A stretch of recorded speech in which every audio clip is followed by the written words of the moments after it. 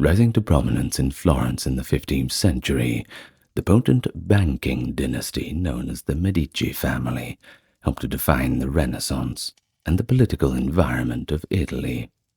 Celebrated for their sharp financial sense, they accumulated enormous riches, not only from banking but from trade.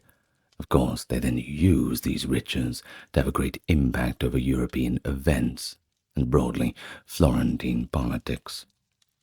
Their patronage of the arts and sciences turned Florence into a dynamic cultural hub, supporting the work of masters including Leonardo da Vinci, Michelangelo, and Botticelli, and of course helped to shape contemporary Western art and ideas. Thus, without the Medicis and their heavy pockets, we may not have had the artworks from Da Vinci and Michelangelo that we can enjoy today. Thus, this is the Medici legacy. It lives as a symbol of transforming power of wealth, creativity, and leadership in shaping history, as shrewd political maneuvering is balanced with visionary cultural investment. And that's what we're going to learn about today. Welcome to the channel. Looking at the Medici family. Of course, you've all heard of Da Vinci, Michelangelo, Botticelli.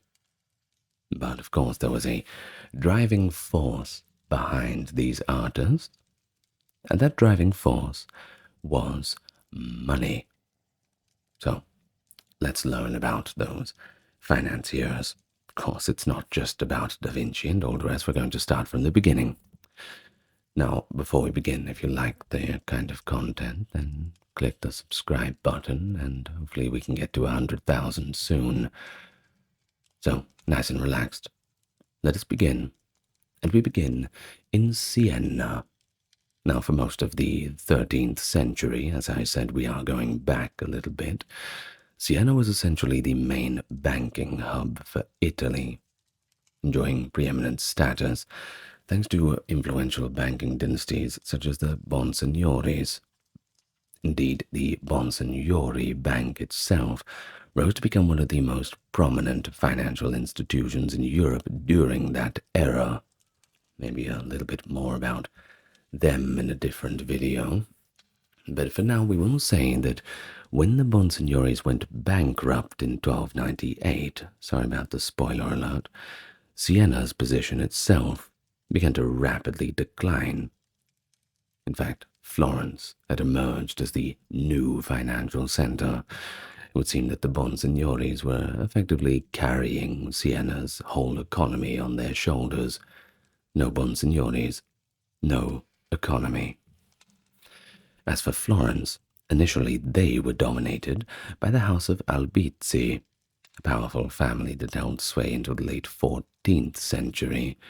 Around the same time, the city enacted the Ordinances of Justice in 1293, which effectively served as Florence's constitution throughout the Italian Renaissance, setting legal parameters and shaping civic life in general. And as the prosperity grew, a flourishing merchant class began to build their own townhouses, gradually surrounding and complementing the city's grand palazzi. But by the early 13th century, the Medici family had already appeared in the historical record. Of course, not as we know them, but there was a document from 1230 that referenced their origins in the Mugello region of northern Florence, an agrarian area characterized by its beautiful rolling hills and pretty reliable fertility of the farmland. The precise derivation of their surname, however, does remain uncertain. But if you've caught on, and if you're one of those people who's always trying to find the Latin and Greek in those surnames and those different sounding words, then you would have noticed that Medici sounds a little bit like medicine, right? Well, it literally translates to doctors, being the plural of medico. Well, nonetheless, 1397, is often regarded as the defining moment in the Medici family saga, marking the year that Giovanni di Vici de' Medici founded the Medici Bank in Florence. This bank would eventually grow into the largest financial institution in Europe, and of course, nothing makes a family more important than having all of that money. Think about it. In our modern day, we have the... I better not say too many names. Well, perhaps we can think about the Rothschild dynasty and all the rest. Giuliani's in New York. Apparently they go back quite a bit too. Well, we know the names. But back to Florence. Throughout the 15th century, Giovanni de' Medici de' Medici, his son Cosimo de' Giovanni de' Medici, and his great-grandson Lorenzo de' Medici found themselves locked in a pretty fierce rivalry. You remember the Albizzi family? Well, they were still dominant, but the Medicis wanted to change that. Of course, the Albizzi family was quite convinced that this town was only big enough for one monopoly. They didn't feel like teaming up. Although their competing interests spanned business, banking, and political spheres, it was the Medici's remarkable commercial network that really set them apart, because you see, they held extensive stakes in numerous enterprises, and not just in Florence. They were spreading their wings. At one stage, Albizzi succeeded in exiling Cosimo in 1433. That was the son of Giovanni de' Medici de' Medici, Cosimo de' Giovanni de' Medici. However, the climate in the city had turned quickly. The election of a pro-Medici signoria in 1434, led by Odo Aldoviti, Luca Pitti, and Tommaso Soderini, facilitated Cosimo's triumphant return. Well, from then on, the writing was kind of on the wall for the Albizzi family. Their time had come to an end. The Medici's power and influence began to eclipse all others, and endured for the better part of 3 centuries. Although Florence technically maintained its republican structures up to 1537, a date traditionally regarded as the conclusion of the city's high Renaissance, the Medici family and their associates exercised practical control over the levers of governance, except during brief interludes between 1494 and 1527. Significantly, men like Cosimo and Lorenzo never held a high number of formal titles, but they remained the undisputed architects of policy, patronage, and taste. Their ascendancy was further reinforced by their tight-knit relations with other elite Florentine families, of course not as elite as them, but hey. Through marriages, alliances, and business partnerships, more importantly, the Medici effectively became the linchpin in Florence's social hierarchy. In some cases, important families such as the Bardi, Altoviti, Ridolfi, Cavalcanti, and Tornabuoni depended on Medici links to access or negotiate with other key households. Of course, that mirrors how banks often rely on larger networks for prosperity. It has been suggested that this interconnected social web was one of the principal reasons for the Medici's meteoric climb. By placing themselves at the center of Florence's aristocratic and financial world, they paved that way for that lasting legacy. By the early 14th century, the Medici family had gained some recognition in the wool trade, dealing especially with merchants in France and Spain. Nevertheless, compared to more illustrious Florentine clans such as the Albizzi and Strozzi at the time, the Medici were still relatively minor in the early part of that century. Some did hold modest political or guild positions, For example, the one Salvestro de Medici, who spoke for the Wool Workers Guild during the Chiompo Revolt, was 1378, 1383. But besides that, the family as a whole had yet to achieve that prominence that the later generations would enjoy. Its relatively low profile is underscored by the events of 1400, when all but two branches of the Medici were barred from taking part in Florentine politics for 2 decades due to their involvement in a plot against the ruling elites. Now, on to Giovanni de Medici, who was living from around 1360 to 1429, the son of Averardo de Medici, proved to be pretty important in reversing his family's fortunes. Now, we've mentioned the founding of the Medici Bank in 1397. By doing this, Giovanni became one of the wealthiest men in Florence, greatly expanding the Medici's economic footprint. Though he never took public office, Giovanni's advocacy for a fairer, proportional tax system earned him widespread local support.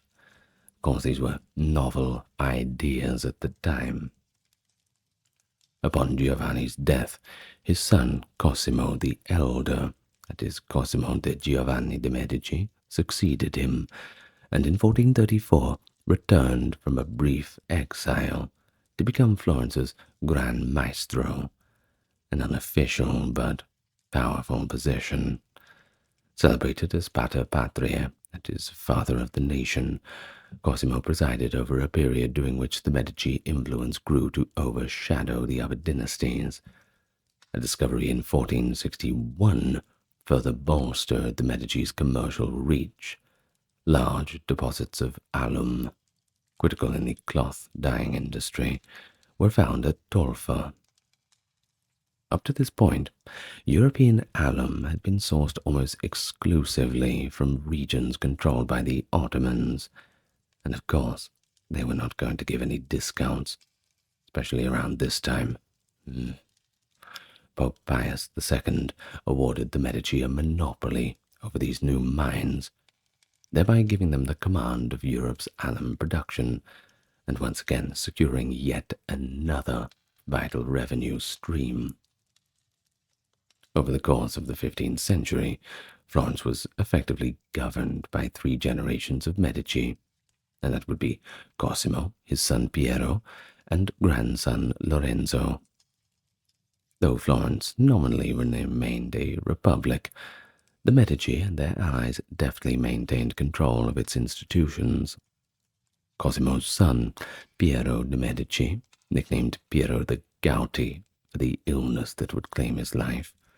Not the best nickname, but you get what you're given.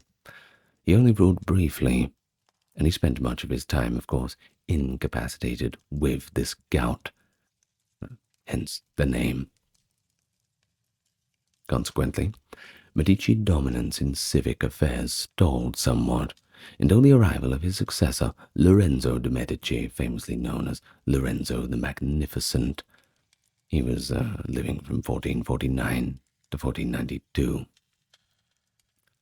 As for Lorenzo, he was a little less gout-ridden and quite a bit more magnificent. Of course, look at the names. He excelled at governance, of course, and managing the complex politics of the city as independent-minded as Florence. Of course, they were not going to be pushed around. Yet, while he was renowned for his patronage of the arts and considerable diplomatic skill, he pretty much neglected the family's banking empire. And he neglected it to such a point that it eventually triggered its decline. In his later years, Lorenzo carefully planned his children's futures to cement the family legacy. He arranged a high-profile marriage between his daughter, Maddalena, and a son of Pope Innocent VIII, thus linking the Medici to the powerful Roman families like the Cibo and Aldoviti. He also guided his brash son Piero II toward a political career, while sending Giovanni, who was the later Pope Leo X, by the way, into the church at an early age.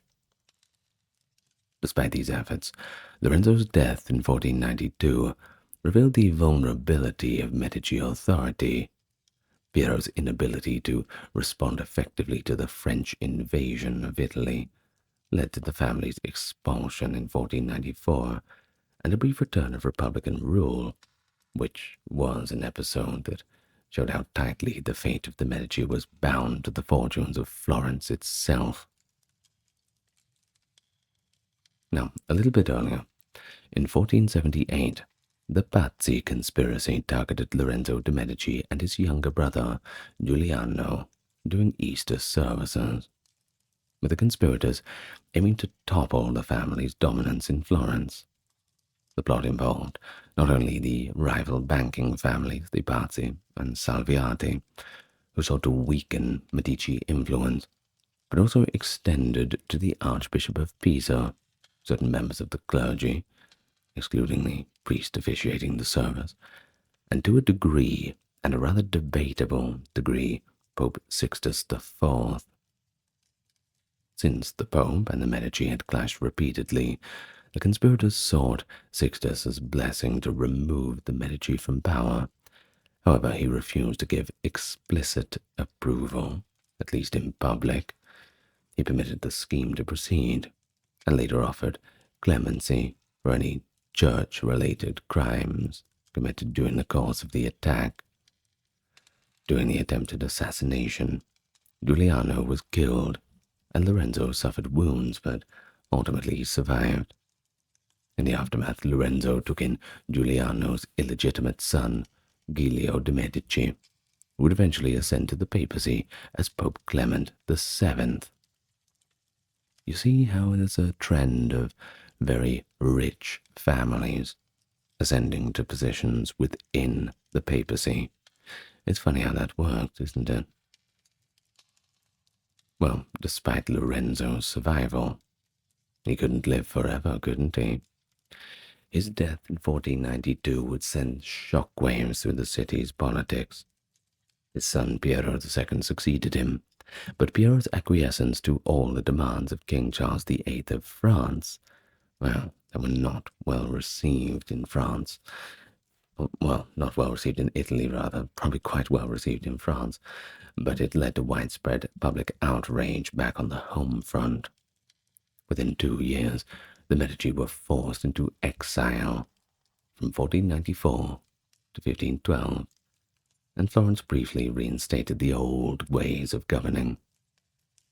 The senior branch of the Medici, which descended from Cosimo the Elder, managed to retain power, interrupted only twice, from 1492 and 1512, and again from 1527 to 1530 until 1537. At that point, Alessandro de' Medici, the first Duke of Florence and the last direct heir of the senior line, was assassinated. The junior line of the family, traced from Giovanni de' Medici's youngest son, Lorenzo the Elder, then rose to prominence, beginning with Lorenzo's great-grandson, Cosimo the Great. From the late 14th century onward, the Medici's growing eminence rested on the strong foundations in banking and manufacturing. Cosimo the Elder and his father established wide-ranging commercial networks, including a franchise-like model that extended the family's reach well beyond Florence. This economic base, combined with extensive patronage of the arts and culture, steadily solidified the Medici's influence. At its height, especially during the 16th century, the Medici even wielded sway over the papacy, thanks to 2 family members who became Pope, of course, that would be Leo V and Clement VII, and this briefly gave them control of Rome, Florence, and the Papal States. Despite the monumental challenges of their time, such as Martin Luther's Protestant Reformation and the sack of Rome in 1527, these pontiffs still commissioned grand artistic works, among them, of course, being Michelangelo's Last Judgment and the Transfiguration by Raphael. I've done videos on Michelangelo and Raphael, if you're interested in that. The Raphael one is interesting, the dynamic of jealousy between the other artists and all the rest. Quite interesting. Now let's talk about Leo X's tenure as Pope. That is 1513 to 1521. Well, it was marked by lavish spending, not of his own money, but of the Vatican's money. And of course, it's severely weakened their financial position. Meanwhile, his relatives were overseeing Florence: Giuliano de Medici, Duke of Nemours, Lorenzo de Medici, Duke of Urbino, and Giulio de Medici, who would become Pope Clement VII, maintaining Medici power within the city. Following Leo's death, the family's rule in Florence faced renewed threats. But the Medici's legacy of cultural and political influence established over generations, well, that was still hard to shake.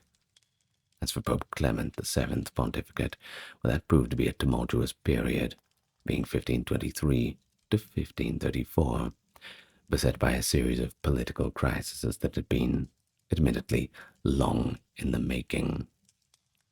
Tensions between Emperor Charles V and the Pope, as well as conflicts within the wider Italian peninsula, eventually culminated in the notorious sack of Rome in 1527.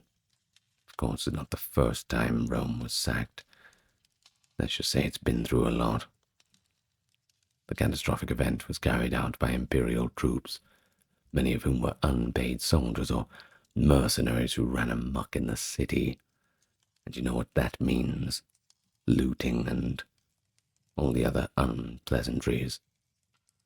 The fallout of the sack profoundly affected the Medici, opening a path for rival houses, including the Salviati, Altoviti, and the Strozzi, to assume greater prominence as bankers of the Roman Curia.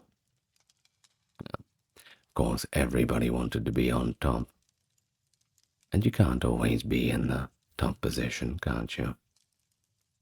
Things have to come to an end, but the story's not quite over yet, so don't write the Medici off at this point.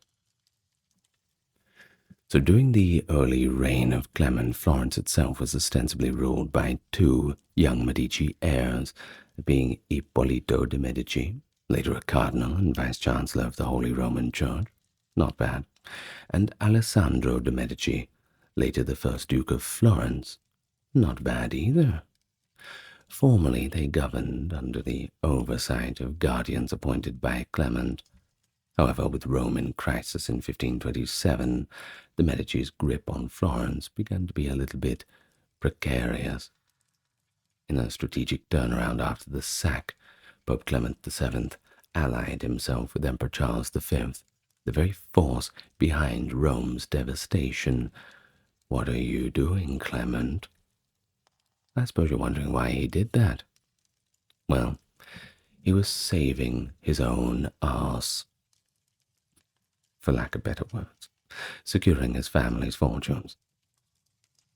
Now in 1530, Clement arranged a marriage between Alessandro de Medici, long rumored to be his own illegitimate son, and Margaret of Austria, the daughter of Charles V. The emperor in turn created Alessandro Duke of Florence, effectively inaugurating nearly 2 centuries of Medici ducal and later Grand Ducal rule over the city. I'm sure you can imagine how people in Rome and Florence would have taken all of this. Especially in Rome. Stab in the back, that's for sure. But hey, what would you expect from the banking family? The entire game is to secure the bag. I suppose this video is not a video about heroes or knights or anything else. It's a video about bankers, so don't expect too much virtue within the next 1 hour you listen to this.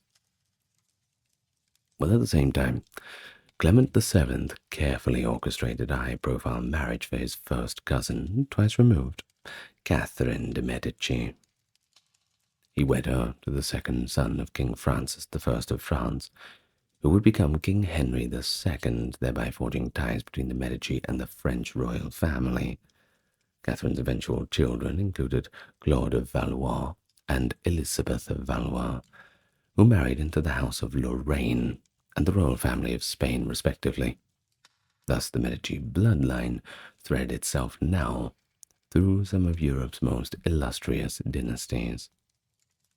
When Pope Clement VII died in 1534 after a long illness, the senior branch of the Medici family began to falter. Ippolito, Cardinal de Medici, died under unclear circumstances in 1535. Alessandro de Medici, after marrying Margaret of Austria in 1536, was assassinated just a year later by his disgruntled cousin Lorenzino de Medici. The shocking deaths marked the end of the senior Medici line's direct hold on Florence. Power shifted to the so-called junior branch, descended from Giovanni de' Medici's younger son, Lorenzo the Elder.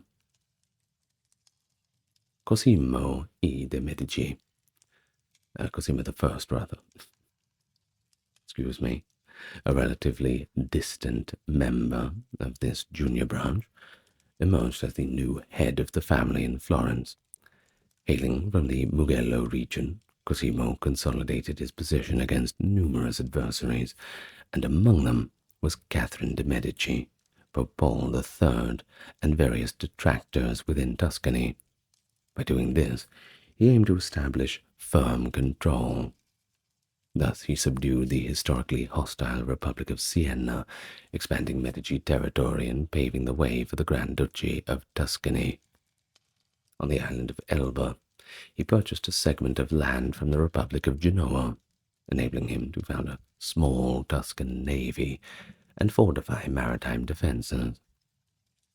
But he died in 1574, leaving behind his eldest surviving son, Francesco, whose lack of male heirs meant that the Grand Duchy would eventually pass to Cosimo's younger brother, Ferdinando, in 1587. Ferdinando, of course, wasted no time in shaping Tuscany's policies and further solidifying Medici authority. In Livorno, he bolstered trade and established policies that fostered a thriving port. He oversaw road building in southern Tuscany, initiated marsh draining projects to increase arable land, and systematically planted mulberry trees to support the silk industry. Breaking from close Habsburg ties, Ferdinando strengthened connections with France by marrying his niece, Marie de' Medici, to King Henry IV of France. Yet in deference to Spanish power, he arranged his heir Cosimo's marriage to Maria Maddalena of Austria. Eager to extend Tuscan influence even beyond Europe, Ferdinando funded a naval expedition to the New World in hopes of establishing a Tuscan colony, though the venture did not yield any lasting settlement. What a pity. Well, despite these unfulfilled colonial ambitions, the Medici at this time were firmly entrenched in the pinnacle of Tuscany's life, an outcome shaped largely in measure by the actions and alliances forged during the tumultuous papacy of Clement VII. But at the dawn of the 17th century, Florence's population numbered only around 75,000, a number that lagged significantly behind Italy's other major urban centers such as Rome, Milan, Palermo, Venice, and Naples. This remained the case despite the Medici's Grand Duke's concerted efforts to promote trade and industry. The source of the Medici's family's expanding wealth can be partly traced to this indistinct boundaries between their personal holdings and the resources of the Grand Duchy itself. As the Grand Dukes of Tuscany, the Medici were entitled to exclusive control over state revenues from mining and salt production, tying their finance and success even more to the wider Tuscan economy. Both Francesco and Ferdinando de Medici are believed to have amassed more riches than their ancestor Cosimo de Medici, the first Medici de facto ruler of Florence, thanks to this informal merging of Medici assets and the Tuscan state property. But although Ferdinando had given up his cardinal's red hat, and he was no longer active in the College of Cardinals, he still carried considerable weight in the papal conclaves that followed. His preferred candidate, Alessandro de' Medici, ascended to the papal throne as Pope Leo VI in 1605. Pope Leo XI, rather, excuse me. Though Leo did die that same year, so some pope he was. His successor, Pope Paul V, also leaned favorably towards the Medici interests, yet this pro-papal policy was not without its complications. Tuscany had hosted numerous religious orders, many of which were granted exemptions from taxation, a point of friction for Ferdinando's government. Despite such issues, when he died in 1609, Ferdinando left behind a thriving realm. His reticence on certain foreign matters, however, would have deeper ramifications for Tuscany in the later years. And meanwhile, Ferdinando's niece, Marie de' Medici, who served as regent for her son, Louis VIII of France, dramatically shifted course in 1617 by discarding her pro-Habsburg stance. Afterwards, her influence on French affairs waned, and she no longer held meaningful political power for the rest of her life. The next Medici Grand Duke, Cosimo II, reigned for fewer than 12 years. Married to Maria Maddalena of Austria, he fathered 8 children. 8. Busy boy. Among them, Anna de' Medici, Ferdinando II de' Medici, and Margherita de' Medici. Cosimo II is perhaps the best remembered for his patronage of the astronomer Galileo Galilei, to whom Galileo dedicated his 1610 treatise Sidereus Nuncius. Cosimo's premature death in 1621, attributed to compilations from tuberculosis, abruptly ended his short rule. Because Cosimo II's eldest son, Ferdinando, was still a minor at the time of his father's passing, the government of Tuscany fell into a joint regency known as the Turtici. This arrangement paired Cosimo II's mother, Marie Maddalena, with his grandmother, Christina of Lorraine. Both women shared similar temperaments and worked together to tighten Tuscany's bonds with Rome, often placing papal interests ahead of the duchies. They allowed Galileo Galilei to be tried for heresy and refrained from claiming the duchy of Urbino for Ferdinando. When its last duke, Francesco Maria II della Rovere, died. Instead, they permitted Pope Urban VIII to annex it, even though Ferdinando had been married to the duke's heir Vittoria della Rovere. The regents also issued a ban in 1626 that forbade Tuscans from seeking an education outside of the Grand Duchy, though it was later repealed and then ultimately reinstated under Cosimo III. Ascribed to the Turtici regency's restrictive policies, Tuscany then began a gradual decline. When Ferdinando II finally assumed full authority, he embraced a fascination with contemporary scientific advancements. He filled the Palazzo Pitti with telescopes, barometers, thermometers, and hygrometers, reflecting his zeal for innovation. Meanwhile, his younger brother, Leopoldo de' Medici, founded the Accademia del Cimento in 1657, an institution designed to bring together scholars from across Tuscany for collaborative research. Sounds like a nice place, actually. I can imagine that. Could you imagine just that room that Ferdinando had made filled with all of the top and strange inventions of the 17th century, that great time of scientific inquiry? One could only imagine what that room would look like. No touching, And don't let the kids in there. Ooh. Well, this endeavor, of course, for all this research in the academia and all of those lovely things, well, it symbolized the family's enduring interest in the sciences. After all, they were the ones founding Galileo, right? Now, in 1643, Tuscany defeated Pope Urban VIII's army and took part in the wars of Castro, the last time the Medici Tuscany proper was engaged in combat. Because the war effort was so expensive and the treasury was so empty, the state was unable to pay interest on government bonds after the Castro mercenaries were paid, which led to a 0.75% reduction in interest rates.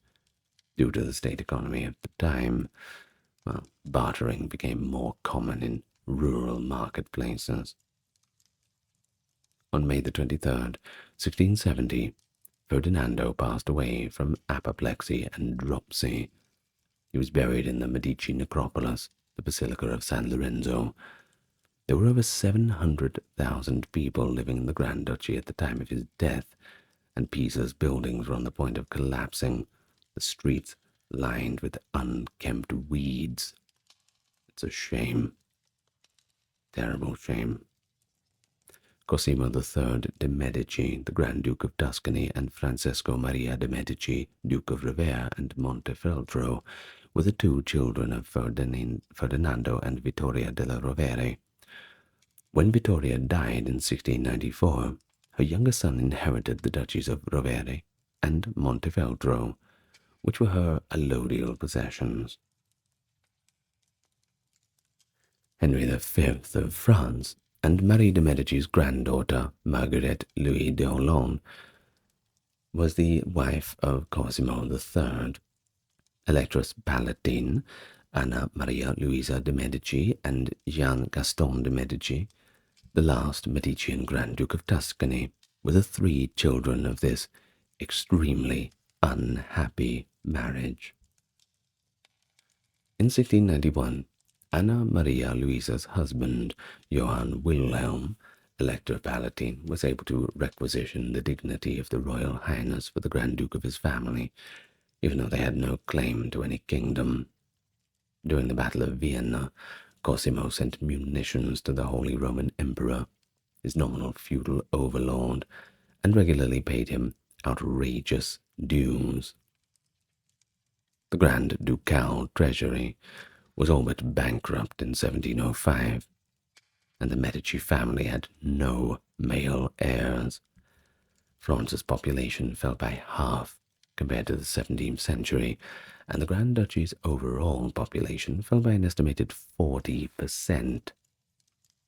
Although Cosimo made a valiant effort to negotiate the settlement with European powers, Tuscany's legal situation was extremely complex. The region that had once been the Republic of Siena was technically a Spanish fief, while the old Republic of Florence's territory was believed to be under imperial suzerainty.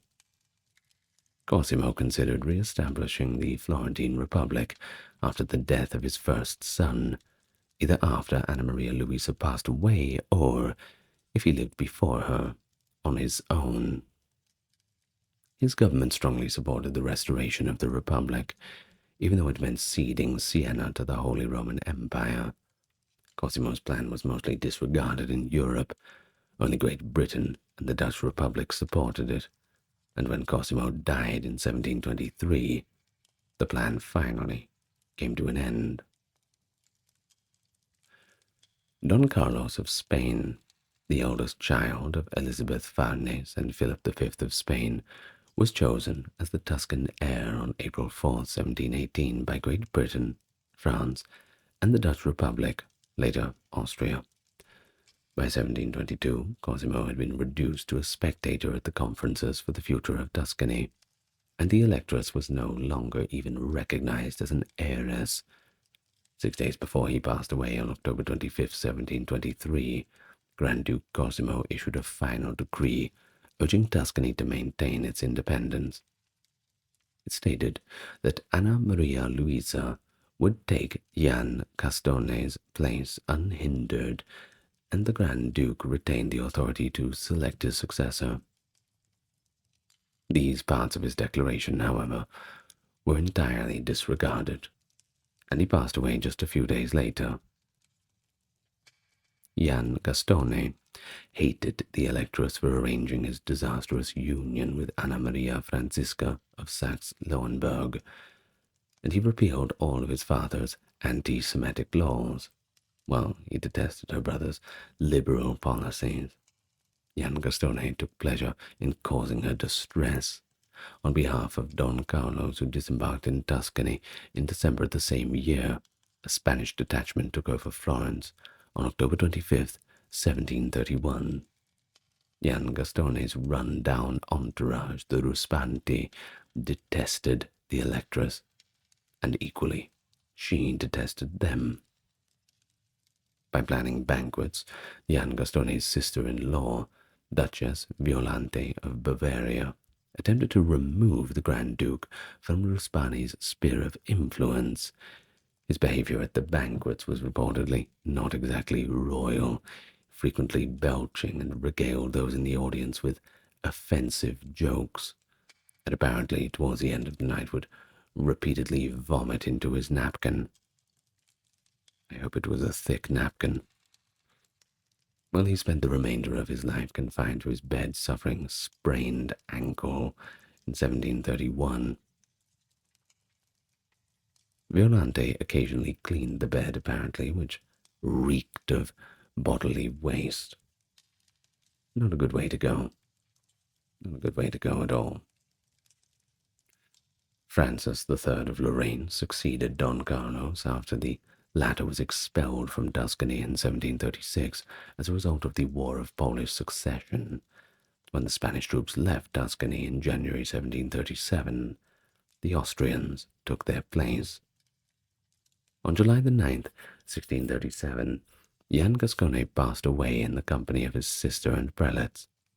The Prince de Craon offered Anna Maria Louisa a nominal regency until the Grand Duke could travel to Tuscany, but she turned him down.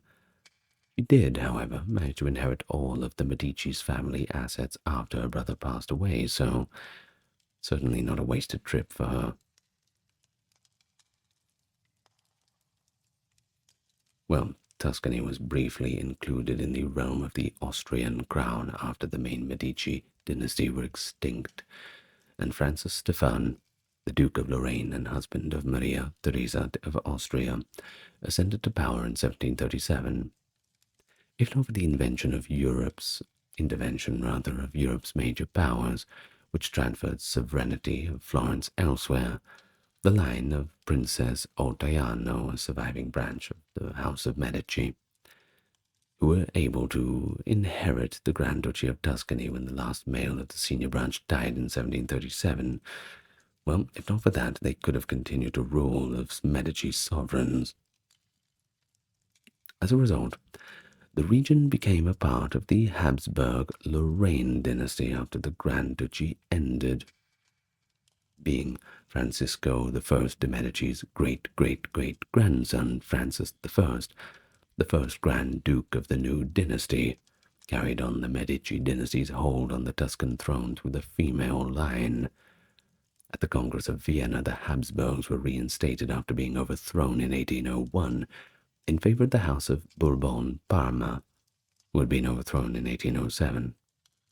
In 1861, the United Kingdom of Italy made Tuscany a province. The province of Ottaiano, the Medici Tornaquinci, and the Verona Medici Counts of Caprara and Gavado are among the surviving branches of the House of Medici. Nevertheless, now, that's all good and well, isn't it? But before we go, let's talk about what the Medici were really known for. That is, of course, what we discussed in the introduction, their sponsorship of art and architecture, particularly that of the early and high Renaissance. In fact, a majority of the significant Florentine artwork produced during the Medici's reign was their creation, since artists typically only started working on their projects after receiving commissions, so this assistance was, of course, essential. Masaccio received assistance from Giovanni de Medici, the family's first art patron, who also hired Filippo Brunelleschi to rebuild Florence's Basilica of San Lorenzo in 1419. Fra Angelico and Donatello were two of Cosimo the Elder's most renowned artistic collaborators. And of course, Michelangelo Buonarroti was the most important Medici family protege in later years. He created art for several family members, starting with the Lorenzo the Magnificent, who reportedly loved the young Michelangelo and asked him to study the family's antique sculpture collection. And then we have Leonardo da Vinci, who was also patronized by Lorenzo himself for several years. But in fact, Lorenzo was in his own right a poet, a songwriter, and an artist, so his encouragement of the arts and literature is regarded as the pinnacle of Medici patronage. In fact, he had quite a taste for it, doing it himself too. The puritanical Dominican friar Girolamo Savonarola gained notoriety after Lorenzo's passing and cautioned Florentines against living in excess and luxury.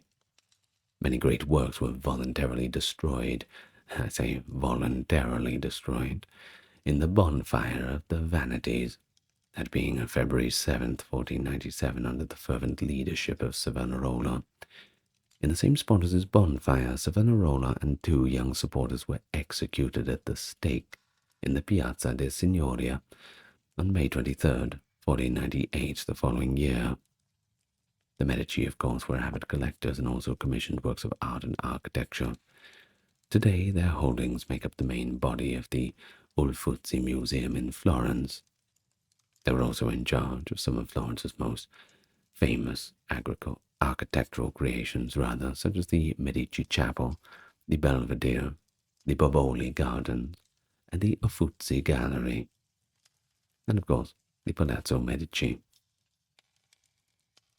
Despite the fact that none of the Medici were actual scientists, the family is well known for sponsoring the renowned Galileo, who served as a key figure in his patron's power struggle and tutored several generations of Medici children.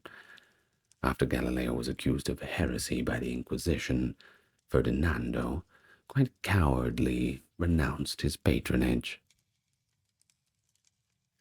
I think they could have bought him out of it. I really do. With all that money and all that political power, they could have done something. Maybe if it was Lorenzo being his patron, it would have been different. But because it was Fernando, well. The scientist did, however, have a safe haven for many years, thanks to the Medici family, but of course it all just became too much in the end, so maybe they did try for a while. It's hard to say if you weren't there. Anyway, although Galileo's names are not the ones currently in use, he named Jupiter's 4 largest moons after the 4 Medici children that he tutored. So that's the last bit of trivia for you. Now, with that, we reach the end of the video for the Medici family. I hope you liked that one. I did. Interesting. Learn all about bankers today, but hey, they come in all shapes and sizes. I'm going to thank my patrons and supporters who have been bankrolling me for a while, and because of them, you get this. So thank you very much. Having my own little, much more pleasant Medici family. It would be Dark, Kimberly, Christine, Sally, Ember, Susan, Cameron, Legitmus, Kerry, Charlene, Lynn, Therese, Katiana, Nicholas, Ulf, Alexander, Charles, Christine, Dr. Neuro Nerd, Erin, Jaden, Jim, Jeffrey, Jessica, Madeline, Melissa, Orthodox Review, Scott, Stark Factory, Shell, Wendy, Josie, Sarah, Video Man, Ryan, Thor, Cameron, Stefan, Kevin, and the HMS-HH. Not quite sure what that is, but welcome aboard. Well, thank you very much, everyone. And that is me done for another day. Perhaps you are done as well. Whether you're going to sleep or continuing with your work or whatever it is you're doing, I wish you a good day or a good night, whichever way it is. I must say, lots of love to you all, and I will see you same time, same place tomorrow. Good night, everybody.